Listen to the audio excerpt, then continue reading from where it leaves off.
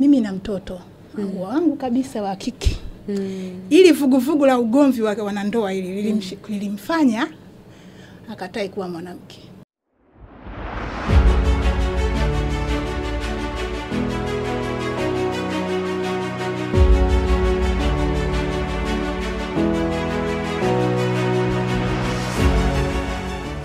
Habari yako mdau wetu na mfuatiliaji wetu wa kipindi cha Fix You with Cameron. Karibu tena kwenye episodi nyingine. Majina yangu mimi naitwa Irene Kamgisha na niko hapa na mgeni wangu wa nguvu sana. Anaitwa Madam Rehema Rwegasira. Yeye ni mchungaji, lakini ukiachana uchungaji ni mwalimu wa malezi na mahusiano. Tuko hapa, tumerudi tena kwenye kijiwe chetu cha kila siku kuona namna gani tunatatua changamoto mbalimbali. Leo tutazungumzia migogoro ya wazazi, namna migogoro ya wazazi inaweza kuathiri hatima za watoto. Wazazi mnagombana lakini wanaoingia hatiani ni watoto. Kwa hiyo tutaona athari za migogoro ya wazazi inavyoweza kuathiri hatima za watoto wao. Sindio, ni jambo ambalo linatokea sana kwenye jamii. Pengine hata wewe unanitazama umeyapitia. Pengine kuna mtu unamjua anapitia migogoro na hatima yake inakuja kuathiri watoto. Kwa hiyo hii imekaaje? Ndio tuko hapa na mtaalamu Rehema Rwegasira kwa ajili ya kujifunza mambo kama hayo. Kama wewe ni mara ya kwanza ndio unatujoin, yani mara ya kwanza unakuja kuangalia Fix You, basi nakukaribisha sana katika familia yetu hii pendwa ya watu wanaopenda kujifunza na watu ambao wanapenda fikra chanya na kuangalia maisha kama darasa. Karibu sana Madam Rehema Rwegasira. Asante sana. Alright, unaweza kujitambulisha labda pengine kuna kitu nimekisahau? Hapana, mimi nitamsha vizuri kabisa. Kwa majina yangu kama alivyosema dada Irene, mimi naitwa Rehema Rwegasira, ni mchungaji lakini pia ni mwalimu wa malezi na mahusiano. Asante. Sawa. Kwa hiyo sasa tuende moja kwa moja kwenye mada yetu ya leo. Hii migogoro kwanza inatokana na nini? Migogoro hii ya wazazi inatokana na nini? Migogoro ya wazazi inaanzia mbali. Migogoro ya wazazi hasa inatokea kwenye maumivu ya utotoni. Yale malezi ambayo mtu amepitia. Ndio yanatengeneza migogoro mtu ambaye anakuja kuingia naye kwenye ndoa. Unaweza kukuta mtu amelelewa labda alipuuzwa, akupata upendo, akuthaminiwa, akusipata muda wa kusikilizwa. Kwa hiyo alitengenezwa majeraha ambayo yalimshape kuwa jinsi alivyo. Sasa anapoingia kwenye ndoa anaingia nayo na wengi hawajui kama wanayo. Kwa sababu ni kitu ambacho unakuwa nacho, kwa hiyo unadhani ni wewe. Unakuwa nacho. Kwa hiyo unapokuwa umekuwa mtu mzima sasa umeingia kwenye ndoa ndio huwa inatrigger haya majeraha ambayo unakuwa nayo. Ukishapata mwenzi wako, wewe unafikiri ule ugomvi unatokea kwa sababu ya wakati huu ambao mko kwenye ndoa, kumbe ugomvi huu yani vile matatizo ni trigger tu ambazo lina trigger tatizo ambalo uko nalo. Inatokea mbali kwenye malezi. Kwa hiyo triggers ndio huwa kwenye ndoa zinatokea alafu zinalipua mabomu ambayo yapo tangu utotoni. Mfano wa hizi triggers ni zipi? Yani pengine wewe wazazi hawakukupenda au kukuthamini au kuonyesha thamani yako. Kwa hiyo unapokuwa umempata mwenzi wako unategemea kile ambacho ukupata kwa wazazi wako yeye ndo akupe. Pengine unategemea akujali sana, akupende sana, akusikilize. Yaani unakuwa na umbe fulani ambao unatamani mwenzako alizibe. Sasa mwenzako anapofanya kitu tofauti ambacho kinakuumiza, kinagusa pale kwenye nani yako. Wewe unafikiri ni mwenzio, kumbe wewe unajeraha. Kwa hiyo kumbe kuna gap ambalo pengine unaweza kaingia nalo kwenye ndoa. Na hilo gap ndio huwa linasababisha upate mwenzi wa namna ya kwako. Kwa sababu unavutia jinsi tulivyo, yani unamvutia mtu wa aina yako na yeye ana pengo kama la kwako, pengine tabia zake, pengine labda uko kwenye ndoa umeolewa na mwanamume ambaye ni mlevi. Uwe ulevi wake kuna mpaka amekuwa mlevi, kuna kitu kinimisi ndani yake. ambacho amejishikilia kwenye ulevi. Sasa akienda akilewa kilala nje, wewe huo kulala nje kwake kuna kutriga wewe, unaona ananinywea pombe, kumbe akunywei, anakunywa kwa sababu ya umbo lake, analiziba, anajifariji kwa pombe, si unielewa? Kwa hiyo wewe kama ni mume wako utaanza kama mwanamume ni mlevi, ameninywea pombe, lakini sio kama amekunywa pombe. Mwanamume ana tatizo anayopambana nalo kupitia pombe. Au labda ni mwanamume pengine ni muuni mwingine, ana wanawake wengine. Wewe unafikia anakuchiti. Huyu mwanamume akuchiti, anajichiti mwenyewe, ana matatizo yake mwenyewe binafsi ambayo kwa mfano, labda ni mwanaume wanaume wako au kutengenezwa vizuri, ajisikii kama ni mwanaume mpaka we na wanawake wengi. Kwa hiyo hiki kitendo chake cha kuwa na wanawake wengi yeye kinamfanya ajisikie mwanaume. Sasa wewe ndio mke wake, utapambana na hiyo tatizo kama mwanamume wangu ni muuni. Kumbe mwenzako ana umbo lake analoliziba kwa ukua muuni. Utapambana naye mpaka kesho. Kwa hapo tunafanyaje sasa? Kwanza mimi najigunduaje nina kitu kinamisi? Kwa mfano, una miguu yako miwili hapa. Mguu wenye kidonda nikiukanyaga utalia kitu tofauti na ule ambao hauna kidonda. Kwa hiyo reaction zako ndio huwa zinatujua kwamba wewe mtoto akivunja glass una react vipi. Reaction zetu ndio huwa yani mwitikio wa challenge ndio unakuonyesha kama wewe una tatizo. Kwa hiyo mwitikio wako wa kusalitiwa ukoje? Kuna mwingine akisalitiwa na vuruga vitu vyote ndani, anavunja makabati. Unajua yaani anajivuruga kabisa moja kwa moja. Lakini kuna mwingine akisalitiwa anapata nafasi ya utulivu, anaweza kumuuliza imekuaje? Anakuwa kama anakuwa kama yani kama vile mguu tu ni kidondo, kiukanyaga reaction itakuwa kubwa. Lakini ule ambao hauna kidonda unaweza ukapotezea. Kwa hiyo hizo cheche zetu wazazi zile tunazozitoa ndio huwa zinaangukia kwa watoto. Watoto wanaanza kuona hilo vuguvugu la ugomvi, vuguvugu la kutokuwepo na mapenzi, la kutokuwepo na kusikilizana. Watoto wanakuwa wanaathirika. Na wenyewe sasa unawatengenezea umbwe sasa. Kwa hiyo unarithisha. Kwa sababu tunaumba jinsi tulivyo. Kama wewe unaumba, huwezi kuumba kitu ambacho hakina umbwe. Kwa sababu yani mfinyanzi wewe ambaye unafinyanga huyu mtoto, unamfinyanga kwa shepu yako. Hata shepu yako wewe ikoje? Unielewa? Kwa hiyo hapo ndo tatizo lilifu. Na mimi na ushuhuda kabisa wa hili jambo, na huwa linaniumiza sana. Yani na nitaka nije naye mtoto siku nyingine nitakuja naye. Mimi na mtoto wangu kabisa wa kike. Ili vuguvugu la ugomvi wa wanandoa lilimfanya akatai kuwa mwanamke. Sasa mimi mama sitaki kuwa mwanamke, sitaki kuwa kama wewe. Mwanangu kabisa wa kumzaa. Sasa mama sitaki kuwa kama wewe. Yaani niolewe nje niwe kama wewe. Hapana. Kwa sababu aliongelea ndoa yangu haikumpa ushawishi wa yeye kuwa mwanamke. Unajua yale magomvi yetu huwa wazazi tunadhani kama magomvi ni kati yetu na mwenzetu. Huwa tufikirii watoto.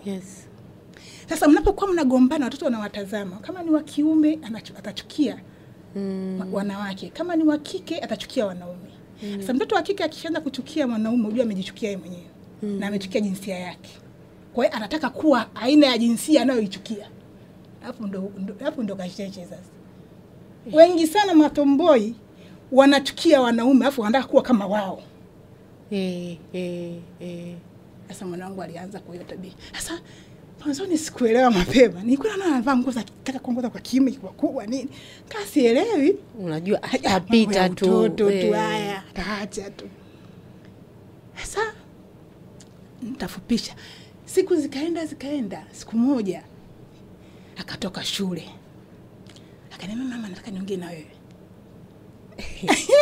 Ana barua 3. Ana barua 3 ameandikiwa na wasichana wanamtongoza. Hapo ndo nilipofumbuka macho. Hivi kumbe tatizo liko wazi hivi. Ina maana kumbe mwanangu mtaani ndo anavyoonekana. Unajua hapo sasa ndo nilipoanza kukaa chini na kujua kumbe nimetengeneza bonge la tatizo. Na nikwambia hili mimi na babake hatuwahi kufutukana mbele yake, hatujawahi kugombana mbele yake, lakini lile fukuto la kukosa upendo mle ndani wa kuona ilitosha kumharibu ilitosha kabisa kumharibu. Na akasema sitaki kuolewa, sitaki wanaume, sitaki familia. Alikuwa na miaka mingapi? Akati huo miaka 14, 15 humo. Yaani kipindi ambacho cha uteenage sasa jitafute kuwa mwanamke. Hapo sasa ndo alianza kudhihirika kama mimi bwana sitaki. Sitaki familia, sitaki watoto, sitaki mume, sitaki kabisa. Yaani maskini, afu kumbe tuko busy kwenye jamii, tunawajaji hawa matomboy. Lakini usimjaji tomboy wala usimjaji shoga. Huyu mtu atakiwa muhurumie. Yaani kuna watu wana tabia ambazo zinazungumza kama naomba rehema. Naomba nihurumiwe. Naomba nieleweke. Naomba mnisaidie. Yaani kwa tabia zake ndo zinavyoeleza hivyo. Kama nisaidieni, nina tatizo. Kuna katoto kanakolia ndani ambako akajasikilizwa, akajaeleweka, akajaaminika ndani yake. Maskini. Yaani ni kitu ambacho kinasikitika. Mwanangu mimi alivyoniambia hivyo. Bahati nzuri ni mimi nilikuwa nafanya mentorship kwa Pastor Deo. Kwa hiyo nilikuwa nishaelewa mambo ya saikolojia yakoje wanafanyaje. Kwa hiyo na nikampigia Pastor Deo. Pastor Deo una tatizo 1 2 3. Kwa sasa sipati connection na hilo tatizo. Nafikiri natakiwa ninalo mwenyewe. Yule Pastor Deo alivyokuwa mkavu. Kopeshi yule. Amenyoka, yani alininyokea hivyo. Alafu nikampigia mwingine mwenzake na Pastor Deo. Na akanijibu the same kama Pastor Deo alivyoongea. Huyu ni Mungu. Nikatulia mwenyewe. Nikaanza kupata sasa uongozo ndani. Nini nifanye? Nini ufanye? Nilichopata cha kwanza ni kumsikiliza mtoto. Bila kureact, bila. Na dada hili nilimsikiliza, si kwamba alikuwa anaongea maneno ya kufurahisha. Ni maneno magumu mno. Kata na ninaongea naye alikuwa na miaka 14, 15. Kwa hiyo alinipa story kuanzia akiwa na miaka 5. Anasemaje tupone? Akanisimulia maisha yetu yalivyokuwa. Kwanza mimi nilikosea, nimpeleka boarding school. Kula akanielezea mambo aliyokutana nayo kwa kimdogo. Akanisimulia mambo jinsi alivyoishi akiwa boarding school. Na wakati akiwa boarding alituacha mimi na babake tuko pamoja. Alivyorudi kutoka boarding alimkuta babake ameoa mwanamke mwingine. Kwa hiyo safari yake ilianzia hapo. Mimi nilikuwa babake alikuwa Kigoma kikazi. Kwa hiyo alivyofunga shule akasema nataka alikuwa anampenda sana babake. Kwa hiyo akasema nataka niende kwa babangu, sitaki kuja likizo Basi babake akamtumia nauli akaenda kule. Hana taarifa kama tumeachana, hajui chochote. Hamkumwambia. Kwa hiyo anafika kule anamkuta mama mwingine. Alivyomkuta mama mwingine akaumia sana. Akasema nilijiona mgeni katika familia ya babangu. Ndivyo inavyokuwa. Ndivyo siku zote. Nilikosa hata muda kuongea na babangu sababu baba alikuwa tena ana muda na mimi, yuko busy na mtu wake huko. Sisi tuliopita hapo tunaelewa. Umeelewa akasema baba atakuwa tena yule ambaye nilimzoea. Alikuwa hana muda na mimi, lakini alikuwa ananipa mahitaji lakini hakuwa na muda na mimi. Na mimi sikuwa nahitaji yale mahitaji, nilikuwa namhitaji yeye. Anisikilize. Lakini hakunipa nafasi ya kunisikiliza. Basi hata angenieleza kwa nini kilitokea mpaka ameoa. Lakini hakunipa nafasi hiyo. Nilikuwa na maswali ambayo nilibaki nayo moyoni. Kwa hiyo safari yake ya kuchukia wanaume ikaanzia hapo. Ikaanzia na mambo mengine katikati hapo alitokea. Kwa hiyo akasema kumbe ndoa sio kitu kizuri. Akaconclude hivyo mtoto. Akiwa na yeye mwenyewe na akili yake. Sala 4. Kumbe tunaulaga watoto hawaelewi. Wanaelewa vibaya mno. Akiwa darasa la 4 alimwandikia babake barua na akamwambia najuta kuzaliwa na mzazi kama wewe. Akiwa darasa la 4. Na wazazi kama nyinyi ambao mnaachana sielewi. Nishike wapi? Sielewi Basi turudi kwenye counseling. Kikubwa ambacho nilikifanya nilimsikiliza. Watoto wanataka kusikilizwa. Mpe nafasi mtoto akueleza hata anayokuumiza. Kwa sababu si kwamba usiachukulie kibinafsi, ni kwamba yeye anaeleza vile anavyojisikia, hisia zake alipokwama. Kwa hiyo mimi nilimsikiliza mwanangu, aliniambia mambo mengine ya kuniumiza, aliniambia mambo mengine tabia zangu mwenyewe ambazo hakuzipenda, alieleza negativity zote alizokuwa nazo moyoni. Zilikuwa nyingi, nikasema utasahau, nikanunua account book, nikamwambia sasa andika. aliandika. Nilikuwa kila nikirudi kazini nasoma ile counter. Kuna wakati nilikuwa nikilisoma nalifunga na shinda ndani tu, sitoki nje. Unashindwa kuhimili. Mambo mazito alikuwa ameandika mle. Nikaelewa watoto wanaharibikaje. Kumbe zile tabia unazomuona nazo mtoto yani zina kitu zinaongea nyuma yake. Mtoto, kwa nini mtoto anakuwa mkaidi? Kuna kitu ndani ambacho kimemfanya awe mkaidi. Pengine anahisi kama asaminiwi, asikilizwi, aeleweki. Kwa hiyo anaamua kuwa mkaidi kwa ajili ya kujilinda yeye mwenyewe, kwa sababu amshaona aeleweki. Hamna mtu anayemuelewa, hamna mtu anayemsikiliza, hamna mtu anayefeel kama anampenda. Kwa hiyo anaamua tu kujilinda, kama anatengeneza ukaidi kama kaaskari fulani kujishikilia kamlinde. Kwa hiyo mwanangu niliweza kumtibia mwenyewe kwa kumsikiliza na kwa kumuonyesha kwamba nimuelewa na nikumkumbatia kama nakubaliana na tabia zako hizo ulizonazo na una hatia kwenye hili. Wewe ni victim tu. Kwa hiyo hilo lilimsaidia kurudi. Haikuwa rahisi, lakini lilimsaidia kurudi. Kwa hiyo kuna muda alikuwa ananiuliza, mama sasa nataka niwe mwanamke niwe mnyonge. Yala. Yaani mimi niwe mnyonge ili kwa ila yaani niwe mnyonge, niwe dhaifu. Yaani aliutemu mwanamke kama unyonge. Kama unyonge. Yaani utemu mwanamke kama vile ni unyonge. Kwa hiyo zile kujifanya tomboy ndio nguvu yake ilivyo. Ndio nguvu anaona yani anaweza kupambana na lolote. Akaniambia mama nataka niwe mnyonge mimi. Yaani niwe mwanamke, niwe mnyonge. Hapana. Sasa mama nitaishije? Nikasema wewe mpaka sasa hivi hapo ni mwanamke. Mindset inamwambia yeye ni mwanaume. Nikamwambia mpaka hapo ulipo ni mwanamke.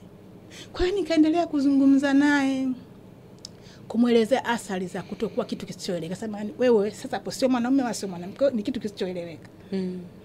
Nikamuelezea. Fanya naye counseling mara nyingi sana. Haikuwa rahisi hata kidogo, lakini inahitaji uvumilivu mkubwa na inahitaji mzazi aliyepona. Oh yes, very key.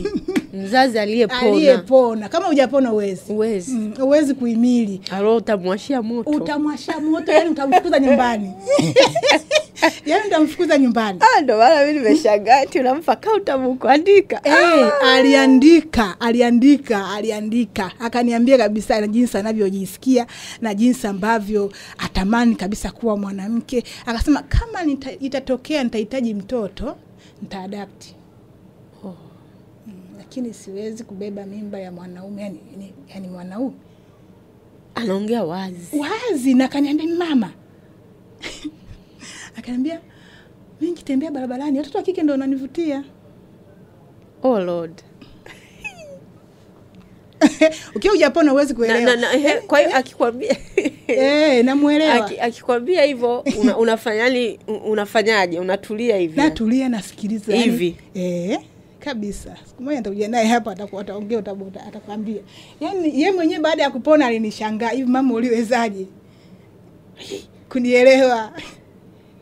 Yaani nilimsikiliza vigumu vinini, nilimsikiliza. Mpaka sasa kuna muda ulifika nikasikia moyoni sina cha kumwambia, kwa hiyo nikanyamaza kimya. Ukawa tu unamwangalia. Tungaa namwangalia na vaa nguo zake hizo za kitomboi, hivyo anaendelea na hizo action zake, lakini mimi simwambii chochote. Najua nishapanda mbegu ambayo inafanya kazi ndani yake. Taratibu nikaanza kuona ile mbegu inatokea. Nikaona anaanza kurudia gauni zake. Nikaona anaanza kuvaa dela. Alikuwa hawezi kuvaa dela mwanangu. Alikuwa hawezi kabisa. Aliniambia siku moja, mama hivi kabla sijagundua sasa kama ana tabia hizo. Aliniambia mama hivi hamna namna anaweza katoa haya maziwa. Hamna sindano anaweza kuchoma ili haya maziwa yakatoka. Awe flat. Awe flat. Maka alikuwa hapendi kabisa ile kifua chake. Mpaka kutembea alikuwa anatembea anakificha. Wewe. Lakini sasa hivi anafurahia kuvaa bra, anafurahia, anajifurahia. Kwanza nikupongeze. Anajifurahia, yani ni kitu ambacho nilisema sitaweza kunyamaza, kitakuwa aibu kwangu, yani nitawasimulia watu. Anapaka rangi, anavaa hereni. Wow. Siku moja atakuja nitakumwambia aje. Sasa hivi ana umri gani? Miaka sasa hivi 17. Wewe tunazungumza kabisa. Mnazungumza, mzungumzaji mzuri sana. Kabisa. Mnazungumza vizuri, atakusimulia. Akisimulia ndio utajua watoto wanaathirikaje, watoto wanakutwa na nini. Unajua kwenye familia tunapokuwa tunagombana, watoto wanakuwa na maswali. Au sisi ndio tumesababisha? Yes. Na hili swali halina mtu wa kuwajibia. Yes. Au maana wazazi wengine wanasema, "Hey, watoto wako hao wasijui nini." Watoto wanasikia. Sisi ndio sababu. Na hamna mtu ambaye anaweza akawasaidia kama kuambia kama nyie sio sababu. Haya ni mambo yetu sisi wenyewe. Kwa hiyo hizi personal conflict zimetengeneza mashoga wengi, wasagaji wengi, watoto panyalodi wengi, wauni wengi, watoto wa mtaani wengi, au wadada ambao wanasema mimi sitaki kuolewa, sitaki au wengi sana. Wengi sana. Tunawashangaa huko mtaani, lakini wana kitu wanakipitia kigumu sana. Kigumu sana. Kusikia mdada anasema mimi sitaki kuolewa, ujue ana tatizo analipitia. Kuna shida. Hakuna mwanamke ambaye apende kuolewa. Wewe kwanza tuanze na wewe. Wewe ulifikiaje uponyaji? Mimi. Kwa sababu kiukweli kwa aina ya malezi tunayoyapata, kukaa ukamsikiliza mtoto anakuambia vitu vizito namna hiyo, sio rahisi. Kwa kifupi, mimi namshukuru Pastor Deo. Ukakaa mtoto akwambia mama mimi sitaki kuwa mwanamke, sitaki kuwa msichana. Amna namna kuondoa maziwa haya. Hamna namna. Anavaa nguo, ukimletea nguo nzuri za kike hataki kabisa kuvaa nguo za kike. Anaziacha hapo, atavaa nguo yake. Mwanzo nilikuwa namuona anavaa mishati ya baba yake, mitisheti mikubwa. Ukaona kawaida. Kumbe kuna mtu ana jambo lake analipitia huko moyoni, anapambana nalo mwenyewe.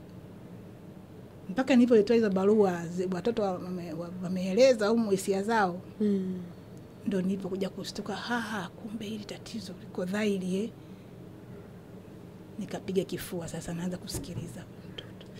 Na niligundua na nilimkuja kumshukuru Pastor Deo kwamba mimi ndio nilikuwa daktari, hamna mwingine angeweza kumsaidia.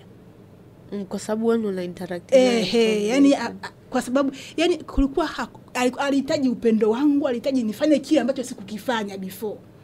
Sini kama nilikuwa napitia maumivu yangu na nini nimeumizwa kihisia mimi tangu huko na naingia kwenye ndoa. Kwa siku unakuwa hauna nafasi ya kusikiliza mtoto ukiwa na maumivu ya kihisia na ukutana na mwanaume tena na trigger. Muda wote utakaa kwenye stress. Mtoto akifanya kidogo tu nambutua. Lakini hujambutua kwa sababu mtoto ameangusha kikombe, unambutua kwa sababu una janga lako moyoni unapambana nalo.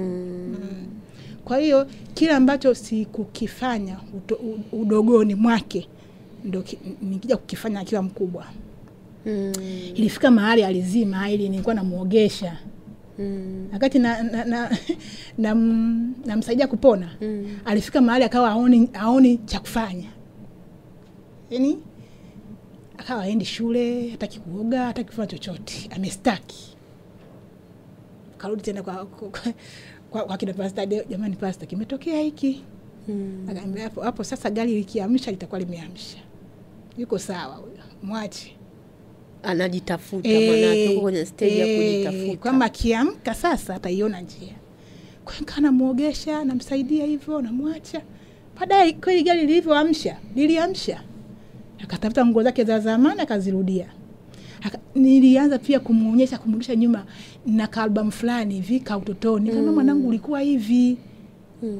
Sasa kwa hiyo umejiacha, ulikuwa hivi. Wewe ulikuwa unapenda umisi, ulikuwa unapenda kusuka, ulikuwa unajipenda. Kwa hiyo nikamsha tupicha ta udogoni tulitwa miaka 5, 6, 7 huko tupicha. Huyu ndo wewe, huyu sasa hivi sio wewe mwanangu. Urudi hapa. Huyu ni wewe, huyu ni picha ya maumivu ndio unaoishi. Lakini wewe ni huyu hapa. Na nikamwambia huwezi kutimiza kusudi la Mungu ukiwa nje ya jinsia yako. Huwezi kutimiza kusudi la Mungu. Mungu anakutumia kupitia jinsia yako. Ukishakuwa kitu kisichoeleweka, huwezi kutumiwa na Mungu. Kwa hiyo nikazungumza naye kwa muda mrefu kama miezi mingapi, sijui 3. Akaamka yuko vizuri, sasa kijana ni kadada kalembo tu. Sasa hivi anajipoza sasa, new me. Aisee, hongera sana. Asante sana. Kwa hiyo ndio maana napenda kuambia wazazi sio kati. Kwa hiyo wewe mambo yako ni hao sasa hao. Hao wadada. Kina maton boy, kina magay wale. Yes, nikutana na hao wadada. Kwa sababu unawaelewa. Nakumbatia kwanza. Najua wanachokipitia. Mara nyingi wamekosa upendo wa baba, wamekosa upendo wa karibu baba zao mtoto wa kike unajua na connect sana na baba yake. Kwa hiyo ana portray ile gap. Na baba ni boyfriend wa kwanza mtoto wa kike. Baba anapomsaliti mama anakuwa amemsaliti na huyo binti. Sababu huyu baba ni boyfriend kabisa wa huyo mtoto wake. Kwa hiyo ndio maana akichukia baba anachukia wanaume wote. Sababu mtoto wa kike huwa anamwangalia baba yake kama boyfriend kabisa. Ndio maana mtoto wa kike babake akichiti anaweza akachukia kuliko hata mama yake. Umeona? Anakuwa amechitiwa na yeye. Kweli maumivu yanakuwa ni makali. Ni maumivu makali sana mtoto wa kike anayapata babake akichiti. Kwa mtoto wa kike babake ni mlinzi mkubwa sana wa kwake. Ili aitafsiri ndoa kama ni nzuri au ni mbaya, itakiwa babake alimtenda vipi mama yake. Hata mtoto wa kiume hivyo hivyo. Kama mama alimzingua baba, hata kuoa na atachelewa sana au atooa kabisa.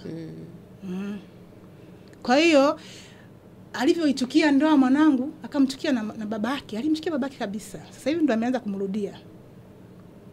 Alikuwa ni mtu ambaye anampenda sana babake. Baada ya babake kumsaliti, akamchukia sana.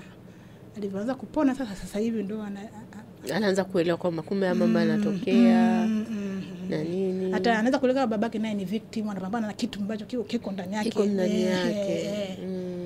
Anaanza kuelewa. Kwa ile ndoa haikwenda ile iligoma. Ile iligoma. Ile ilikuwa lazima igome kwa sababu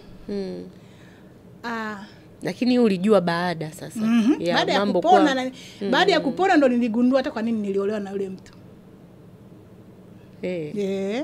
Yaani niligundua kama hayakuwa mapenzi yale genuine, zilikuwa mahitaji. Mimi nilikuwa na mahitaji yangu ndio yalonivutia kwake na yeye alikuwa na mahitaji yake. Kwa hiyo zile attachment ambazo zinakuwa ni attachment za maumivu. Sasa ukishapona ile gundi inaondoka unaona sasa hivi ilikuwaje? Unajua mara nyingi watu wanaishi kwenye attachment alafu wanajua ni upendo. Hebu tuelezee kidogo hapo manake tunaongea yani kama unaumwa, una hizo personal conflict. Huwezi kuvutia.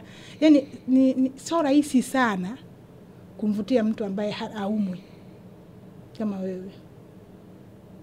Yaani majeraha tunavutia jinsi tulivyo. Elewa hii point. Unapokuwa na majeraha ya kihisia, si unaumbwe ndani? Unataka yule Irene haje kwenye maisha yangu, labda mimi ni mwanaume, haje kwenye maisha yangu, nitakuwa na mcontrol. Afanye ninavyotaka. Irene auwe kila kitu chake, afanye mapenzi yangu mimi. Ndio wale wanaume wanakuoa sasa, sitaki kufanya kazi. Sitaki utoke nje. Sitaki ufanye hivi. Yaani anataka ili anapokucontrol wewe ndo anajisikia amani ndo anajisikia. Sasa huyu mtu akipona, maana kile kilichokuwa kinamvutia kwako kitamvutia tena. Yes, umeona?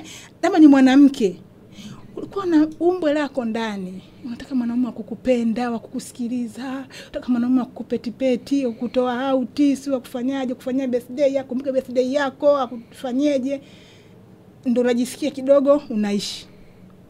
Sasa ukaja ukapona, ile chemichemi za uzima zikaanza kufanya kazi ndani yako, au utakuwa na uhitaji na wewe mwanaume, sababu unajisikia kujitosheleza. Kwa hiyo utavutia mwanaume ambaye mtaishi, mtafanya maisha, hamtakuwa mnakontroliana, hamtakuwa mnaingiliana kimaisha, mtakuwa mnaishi tu. Sasa mtu mwenye attachment akikutana na mtu ambaye hana attachment, hamsomi, anamuona kama vile anajisikia hivi. Kama haeleweki, yani penzi alichangamki. Anipigi simu, mbona nikimtaki sana, kumbe yuko busy na mambo yake. Yani wewe mambo ya mapenzi sio kivile, sababu kumbuka ana chemichemi yake fulani ndani inamburudisha. Kwa hiyo wewe sio ana kajenereta kake kanajiwasha kenyewe, anajisikia furaha mwenyewe, kama mwenyewe ana enjoy. Sasa kuna mwingine kama mwenyewe hawezi kuenjoy, kama unaumwa kama mwenyewe hauenjoy. Nataka mpaka Irene akupigie simu, Irene akwambie umekula, umeshindaje, akana kupeti yani. Watu wanaoumwa hao. Basi ni wengi. Ni wengi sana. Na ukishapona unaweza kukosa mtu. Sio rahisi kumpata. Wengi kweli wanaumwa. Kishapona sio rahisi. Mpaka uje umvutie mtu ambaye iko stable emotion. Yaani ababaishwe na penzi lako. Wewe tu mpo. Yaani mpo mkimaisha mnafurahisha. Lakini sababu mtu ambaye ana attachment mara nyingi anataka uofe, yaani wewe uofe vitu kwake ambazo yeye hawezi kuviofa kwako. Umpe muda, umsikilize, umuelewe, ufanyie, lakini yeye hawezi kukupa muda, hawezi kukusikiliza. Yaani nataka wewe, yaani kama vile unauguza mgonjwa. Hawezi kumfanyia vile ambavyo yeye anataka afanyiwe.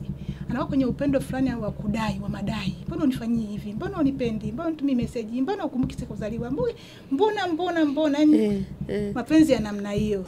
Mtu anakuwa ana ila kitu ambacho nimejifunza leo kwako ni kwamba nikijiangalia mimi kwa kweli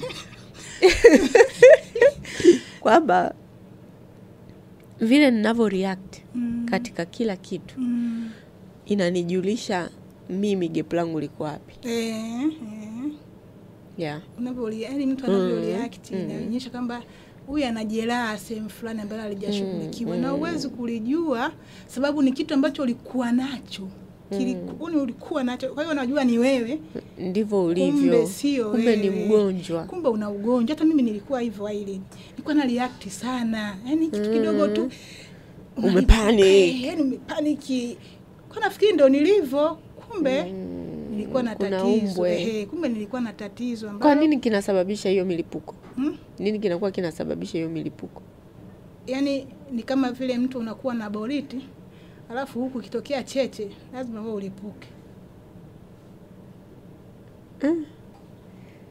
Yaani kacheche kanje kadogo tu kana kulipua.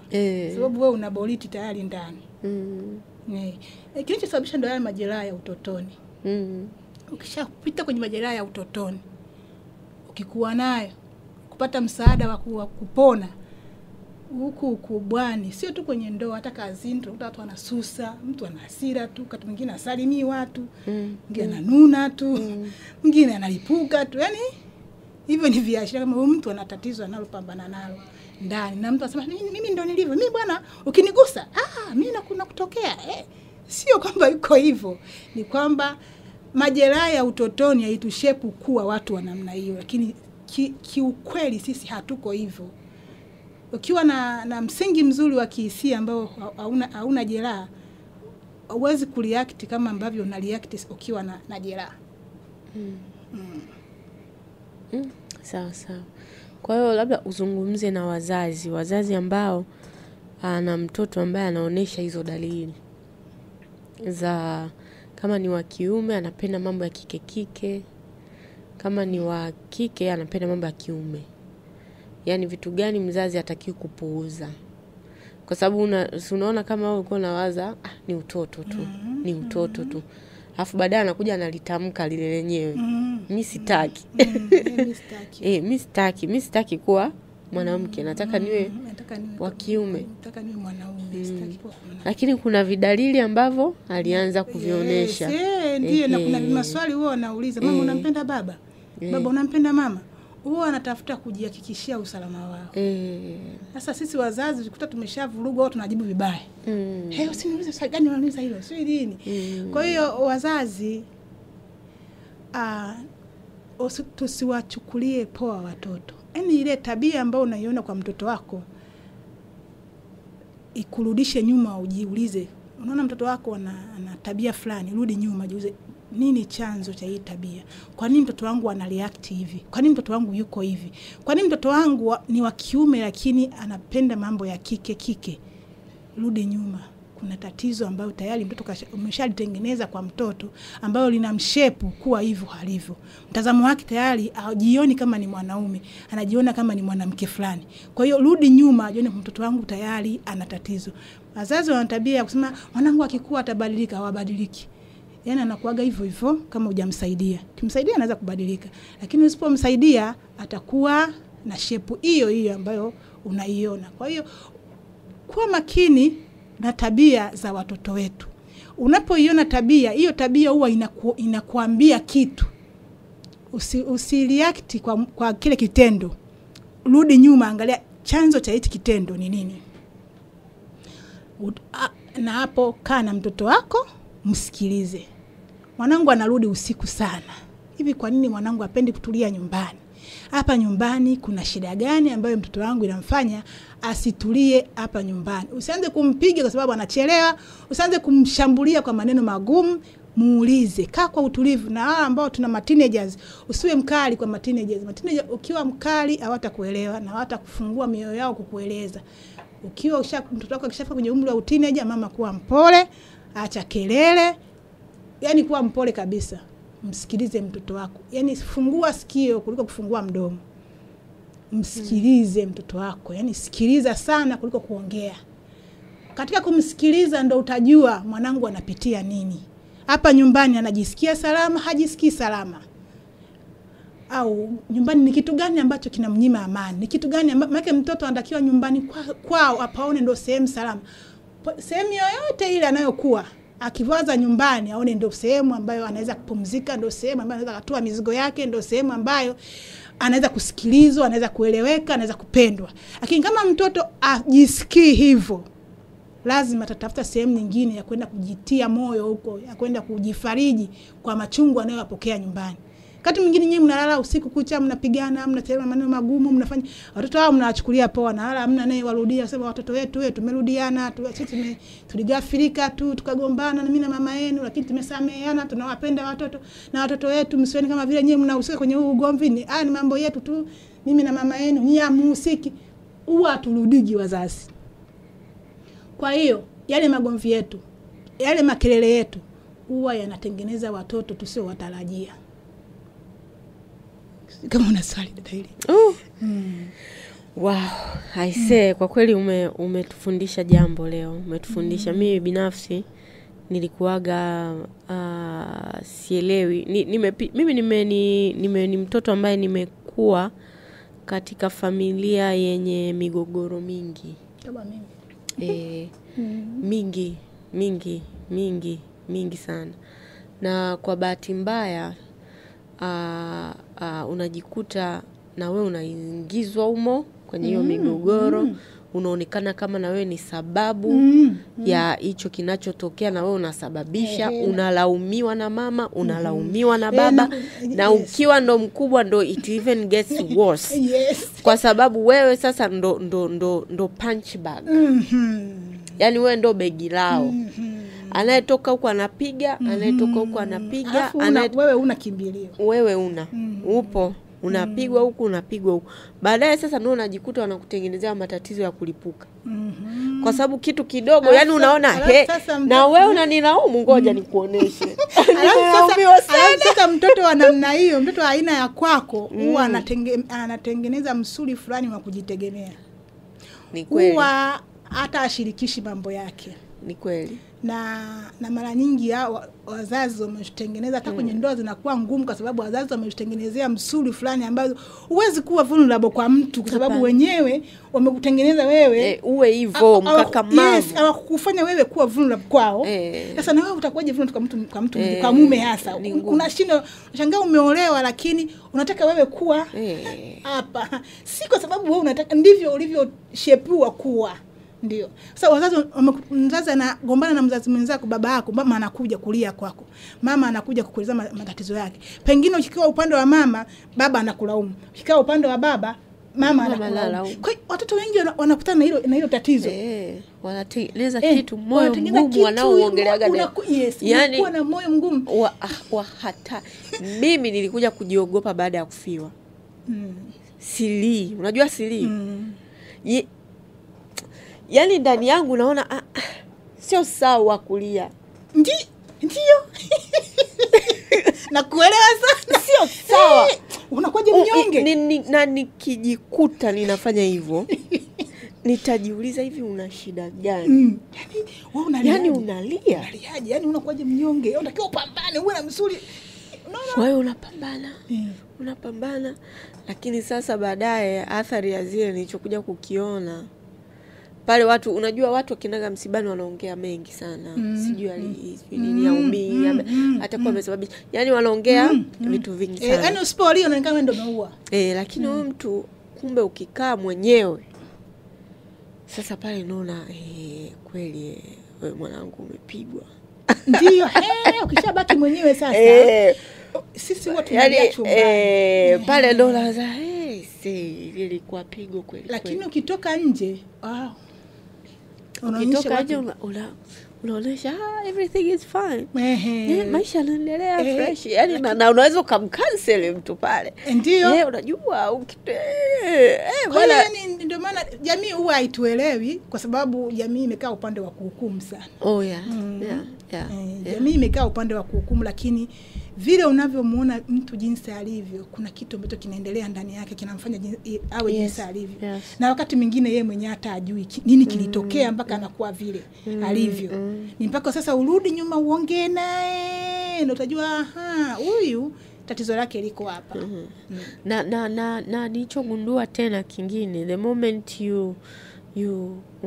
unavojaribu kuwa vulnerable kwa mtu, labda ni mtu ambaye unamwamini, labda ni mamako kwa mfano, unajaribu kumweleza mambo yako labda ya ndani, umeona mama, hata katika utoto huo, kama wewe mwanao alivyofunguka kwako, afu wewe sasa utoke uende ukaongea na mtu mwingine kuhusu swala la mtoto wako, alafu yule mimi sasa nije nigundue kumbe mimi mama namwambia, afu mama anaenda mwambia fulani, afu kumbe mimi mama namwambia, afu analigeuza ile tatizo anaongea vingine, anataka kunipiga nalo. Hilo ndo inaumiza zaidi sasa. Basi hapo ndo yani kufuli, yani kama nilikuwa unalifunga unaenda unatupa baharini popote pote. Hata mimi hata nikitaka kutoa ushuhuda wa mtoto wangu huwa namwambia mwanangu, inabidi ufanye, na nimeandika kitabu.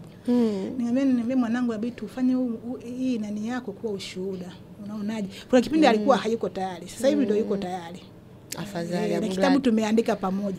Kwa hiyo sasa mtoto ibidi aje. Kwa nini jamani? Sikuja naye sababu ana mdogo. Nitaka kuja naye. Ana mdogo wake ambaye nimemwacha naye. Kumbe na watoto wawili.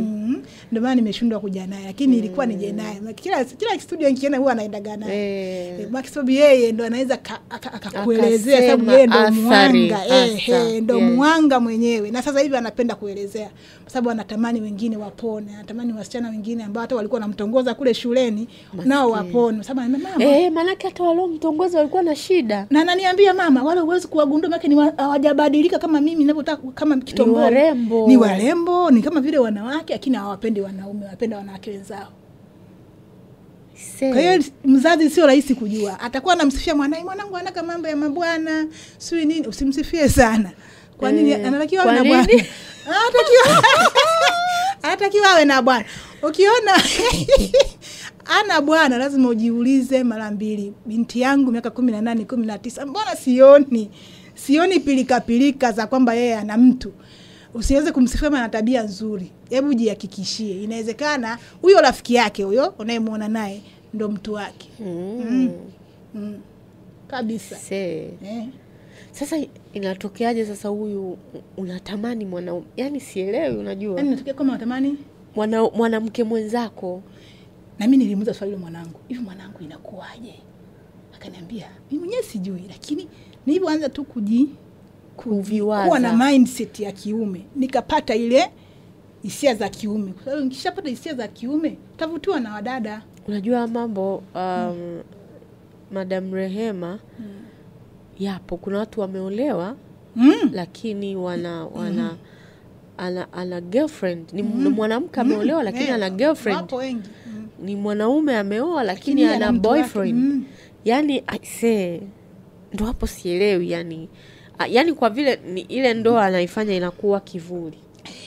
Basi imlinde heshima, jamii imuelewe, jamii imuelewe kwamba bwana hivi. Lakini kiuhalisia yeye kama angekuwa sehemu ambayo yuko huru, angetaka kuwa na mwanamke mwenzake au mwanaume mwenzake, wala anakuwa hana kabisa nani. Na labda pengine nawaza sasa, umeshalisema ili kwamba pengine mtu huyu unakuta anamfuata mamake, bwana mimi najisikia hivi, alafu mama na nikuone, na mara nyingi watoto wa kiume ambao kumbe anakuwa hajamsaidia, wanakuwa na tatizo la hizo tabia, wanakuwa na hawana maelewano na baba zao. Yes. Kwa hiyo tunapokwenda huko daily mtatengeneza watu wa namna hiyo wengi sana, sababu watoto sasa hivi wanalelewa mbali na baba zao. Hawapati ile joto la wababa wawashepu kuwa wanaume. Wanakaa na sisi tunaopaleti kwa hisia kwa kiwango kikubwa sana. Sasa ukiwa ni mama unalea mtoto wa kiume peke yako, una hatari ya kumharibu, kwa sababu utamlea kimama wakati unatakiwa umlee kimwanaume. Sisi ni role model wa watoto wa kike. Sio role model wa watoto wa kiume. Mtoto wa kiume anamhitaji baba amuone hapo mbele, ajifunze kuwa baba kupitia baba yake. Kama baba haipo, awepo mjomba, awepo, sababu kwa mjomba sasa hivi haeleweki, lakini wapo wajomba wanaoeleweka. Awepo mjomba, awepo babu, awepo kiwepo kiumbe cha kiume ambacho anakiona. Hata kama ni pengine ni mtu wako unakuja naye nyumbani, sio lazima aishi hapo, lakini unakuwa unamkutanisha naye mtoto wako, anaongea naye mara kwa mara, ajifunze kuwa mwanaume kupitia mwanaume mwenzake. Lakini mtoto akifungiwa ndani akapewa kila kitu mwanaume, kila kitu sio wanawake tena waliofanikiwa. Kila mtoto wa kiume tena anataka kumtambia yule baba aliyemtelekeza. Atampeleka shule nzuri, atampa kila kitu. Sasa hapo mtoto yule mindset yake itakuwa imetengenezwa kutegemea wanawake, kama ambao alikuwa anamtegemea mama yake. Maki akumuona baba akiwa provider wa familia, alimuona mama yake tu. Kwa hiyo na yeye hatakuwa na shida kuja kwako Wailini umhudumie. Hana shida, basi mamangu mbona alikuwa ananihudumia? Yaani haina shida. Haina shida kabisa. Mbona mamangu alikuwa ananihudumia? Yaani hiyo ni uhalisia kabisa. Ndio maana Mungu akutarajia hichi kizazi cha single mother. Mungu alimota mtoto alilele baba na mama. Mtoto wa kike anajifunza kuwa mama kupitia mama yake, wa kiume anajifunza kuwa baba kupitia baba yake. Sasa ukishawa separate, hata mtoto huyu wa kike akilelewa na mama baba peke yake, atakuwa mwanamume limits.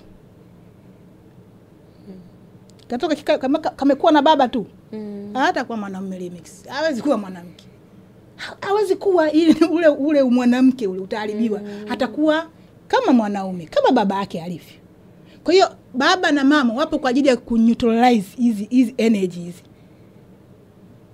Baba energy, wanaume wanaoperate kwa akili zaidi, sisi tunaopata kwa hisia zaidi. Kwa hiyo mama akiwepo anamtengeneza mtoto wa kiume asitumie sana akili, arudi na kwenye hisia na huruma, usiane, afanyeje. Na baba naye anakuwepo pale kumneutralize huyu mtoto, asitumie hisia sana, arudi na kwenye akili. Umeelewa? Kwa hiyo mizani inakuwa imebalance. Lakini sasa ukimtoa mmoja, lazima utengeneze kilema. Alright, sawa. Tumekusikia dada Rehema. Una jambo gani la kuhusia wazazi ili tufunge kipindi? Kwa kweli mambo ni mengi ya kuhusia wazazi, lakini ni muhimu kwa sababu mambo yashakuwa magumu. Muhimu sana wazazi kupona majeraha ya kihisia. Wazazi wakipona majeraha ya kihisia, kama nilivyosema, ukitaka kujua kama una jeraha la kihisia, angalia namna mwitikio wako wa mambo ukoje. Unaitikiaje? Challenges, yani wewe unaitikiaje? Ukifiwa unalia muda gani? Waki kufiwa ni kawaida, tutafiwa. Unalia muda gani? Na kuna wengine wamefiwa hapa wawili miaka 3, miaka 4, yani amefiwa muda wote yuko kwenye msiba. Mtu tunajua kabisa kufiwa, kulia ni sawa, kuchanganyikiwa ni sawa, lakini unachanganyikiwa muda gani? Kwa hiyo ndio kitatueleza kama wewe uko stable ki-emotion au hauko stable. Sababu ukilia siku 40 ukavua vazi la maombolezo ukarudi barabarani, hata miezi 3 ukilia ukarudi barabarani, hiyo ni sawa. Lakini ukishut down kila kitu kwa sababu umefiwa, hilo ni tatizo. Unaitikiaje ukiachishwa kazi? Ukiachika unaitikiaje? Ukivurugika kabisa kwa sababu umeachika, hilo ni tatizo. Lakini ukiumia muda fulani kwa sababu umeachika, hiyo ni kawaida. Ukiumia afu unaendelea na mambo yako mengine. Lakini shut down kila kitu kwa sababu mume amekuacha, si mke amekuacha, kila kitu kimenyamaza, hilo ni tatizo. Unajua una tatizo. Kuachwa tutaacha, tutafiwa, tutafukuzwa kazi, ni maisha. Wala tatizo ni kwamba maumivu ya kihisia yametengeneza watu kuamini kama hataki kupatikana na mambo mabaya. Hapana. Mambo mabaya natakiwa yatupate kwa sababu hizo ni hatua za kimaisha. Natakiwa tukubaliane na mambo mabaya. Ndio maana natakiwa tuwe imara kihisia. Mambo mabaya yapo, yatatutokea. Kwa hiyo unapokuwa una reaction zako ndo zinakusita kujulisha kama wewe hauko sawa, unahitaji msaada wa kisaikolojia. Kwa hiyo wazazi, nawaomba jichunguzeni hisia zenu. Angalia miitikio yenu. Mtoto wenu kichelewa kurudi, mtoto wenu kifeli, mtoto akifanya tatizo lolote nyumbani au kateleza kitu fulani, una react vipi? Reaction yako ndio inakujulisha wewe mzazi una tatizo. Na kama una tatizo utalitengeneza kwa watoto wako. Kwa hiyo tafuteni kupona. Ukishapona, mama akipona, kwa kweli mimi na sisi sana na mama dada hili. Mama akipona, familia iko salama. Mama akipona, hata kama baba anazingua. Lakini mama akiwa imara kihisia, familia hiyo sawa, iko salama. Lakini baba akiwa imara kihisia, mama hayuko sawa kihisia, hiyo lazima nyumba ilipuke. Sawa sawa. Basi mimi ninaombi kwamba utatuletea binti yetu hapa. Nitakuja naye. Kabisa. Aje maana yani yeye ni shuhuda mzuri. Ni shuhuda. Anaweza kuelezea yeye. Anaweza, ila usimbane, atuambie tu. Atawaambia tu. Wala mimi niko huru. Ukishapona wala hamna aibu. Yaani hamna kitu cha aibu. Hata nisingeweza kusimulia haya kama ningekuwa naona sasa itakuwaje si nini. Mimi nasimulia ili kama kuna mtu mmoja anapita kwenye ile ambayo mimi nilipita, namtia moyo kwamba inawezekana. Kama binti hajafika umri mkubwa sana huko, wewe mzazi unaweza kumsaidia. Lakini kama kashapita kaenda mbali miaka 20 ngapi huko, wana saikolojia wapo wanaweza kumsaidia. Sawa. Lakini kama mdogo, mzazi unamudu kabisa. Kipona wewe na yeye anapona. Sawa. Ai, nakushukuru sana wewe ambaye umetutazama toka tunaanza kipindi chetu mpaka sasa tumefika mwisho. Nakupongeza sana mama. Kama umefika mpaka hapa, yani unatuangalia tu, basi wewe ni mwamba. Yani wewe kweli unapenda kujifunza. Unapenda kujifunza. Naamini kuna mawili matatu ambayo umeyachukua. Kama una mtoto, labda na wewe unaweza ukawa ni mzazi ajaye, mtarajiwa. Hili ni jambo la kujifunza sana kwa sababu watu wengi wana tabia ya kudhani kwamba kwa sababu limemkuta fulani yeye aliwezi kumkuta. Unadhani tu hivyo kichwani kwako. Kama tunalaana. Kwamba yani mtoto wa fulani limemkuta. Yani wewe unajitenga kama vile wewe hautawahi kukutwa na changamoto. Ndugu yangu, tunaishi kuona mengi. Si wengine tushayaona mengi. Unayaona mitandaoni yapo. Unaoyaona mtandaoni yapo. Na yule mtu ambaye unamuona mmeweka alikufa sio ikawaje ndugu yangu, hiyo siku iliwahi kuwa mimi hapa. Nazungumzwa, ninasemwa, ninapostiwa, ilikuwa mimi. Zamani nilikuwa naangalia sema huyu naye. Jamani. Huyu naye. Siku ilipokuwa mimi ndio nikaelewa kumbe huyu naye na anakuaga mtu kama wewe. Unaona kama mimi nilikuwa nikuta ile la mwanangu. Nikasema kumbe ina liko nyumbani mwangu. Nilikuwa naona mitandaoni kumbe ipo. Unamwona mtandaoni unasema huyu naye. Mtoto wa fulani, huyu naye. Kumbe limefika nyumbani kwangu. Ina maana kama huyu angekuwa wa kiume, angekuwa ndio hivyo. Nishangana kuwa shoga. Yesu. Alo, bwana haya mambo yanatokea. Tuko hapa kukukumbusha kwamba haya mambo yanatokea na yanamkuta mtu yoyote. Yaani haibagui umetoka familia ya kitajiri, haibagui umetokea familia ya kimaskini. Kama ni kufiwa utafiwa, kama ni watoto kukosa hivyo mwelekeo na katika kipindi chao fulani cha maisha, inatokea kwa kila mtu. Kwa hiyo tuko hapa kwa ajili hiyo, na ndio maana halisi ya Fix You ni kuangalia, kwa sababu huwezi kufix kitu ambacho kiko kamili. Una fix kitu ambacho kinahitaji kufixiwa. Yaani kimeshaenda kwenye mwenendo fulani hivi ambao sio sawa. Sasa tunahitaji kurudi kuweka vitu sawa. Kwa karibu sana Madam Rehema, useme Instagram au mitandao ya kijamii au namna unavyopatikana kwa wazazi ambao pengine nao hawaelewi waanzie wapi. Yes, kwa hiyo wataka upenda kunitafuta ili nitupeane mawili matatu kwa ajili ya kuwasaidia watoto wetu. Instagram napatikana kwa jina la Madam Rehema Rwegasira, na pia na Facebook napatikana kwa jina hilo, na namba yangu ya simu ni 0789 86 62 14. Kinipigia tutaongea, tutashauriana, lakini mara nyingi mimi simfiksi mtoto na kufiksi wewe mzazi ili ukamfiksi mtoto. Mzazi akishafikisiwa una uwezo mkubwa wa kumfiksi mtoto wako. Mara nyingi watoto wao wanaharibiwa kwa sababu ya kukosa upendo nyumbani na kusikilizwa. Hivyo tu. Lakini ukisharudi ukapona, ule upendo upo, unafikiriaga tu na maumivu. Kwa hiyo maumivu yakiondoka, upendo unachipua, unaweza kumsikiliza mtoto wako, unakuwa welcome. Juzi nani alitoa challenge Pastor Day akasema wazazi wanyamaze. Wasiongee wazazi. Sasa inawezekanaje? Yaani siongee, watoto wangu sasa watachoma nyumba. Ina maana wewe unamtegemea mwanao atakuwa anaongeleshwa na kila mtu huko apige kelele ili awe sawa. Unaona? Kwa wazazi hawajui kama wao ndo wana shida, watoto hawana shida. Wao ndo wana shida. Yaani hawezi kuongea taratibu, analipuka, anafanyaje? Ni kwa sababu yeye hana utulivu ndani yake. Kwa hiyo kishapona huo unakuwa na utulivu tu. Mtoto anaweza kavunja glasi na ukamwangalia tu. Hata usifanye chochote. Sawa. Alright. Huyo ni Madam Rehema Rwegasira. Unaweza ukamtafuta kama alivyozungumza hapo ili tuweze kusaidia.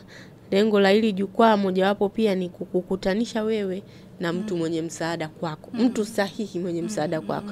Kwa sababu nimegundua unaweza ukawa na changamoto ila ukakutana na mtu ambaye si sahihi. Mtoto wa Madam Rehema angekutana na mtu wa hovyo mtaani bila mama yake kuingilia, huyu mtoto leo pengine tungemweka tu katika makundi yale mengine. Au nyumbani mwenyewe angefukuzwa, akakataliwa na angebaki kwenye yale makundi ambayo tunayaona kwenye jamii. Lakini kwa sababu mama yake aliona mtoto huyu nahitaji nimsaidie, nahitaji nimfikishe sehemu fulani, na akagundua kwamba kumbe makosa hata sio yake. Aka take responsibility. Wazazi tuna tabia ya kukimbia majukumu. Ndio. Tunakimbia majukumu. Unajua kabisa katika hili na wewe umechangia, lakini unambebesha mtoto vyote. Ndio. Mtoto ana sehemu yake, lakini na wewe kama mzazi una tena yako ndo sehemu kubwa zaidi. Kwa hiyo una wajibu pale. Kwa natamani wewe ambao umesikia hii na una changamoto ya mtoto wa aina hiyo, wa kike au wa kiume, please mtafute Madam Rehema. Mtoto huyu apate kusaidika kabla hajafika. Hata kama ni kadogo kanaonesha hizo dalili, something can be done. Nakushukuru sana kwa muda wako. Majina yangu mimi naitwa Irene Kamgisha. Napatikana Instagram kama Irene Kamgisha _ TikTok Irene Kamgisha, Facebook Irene Kamgisha. Mpaka hapo tukutane tena episode ijayo.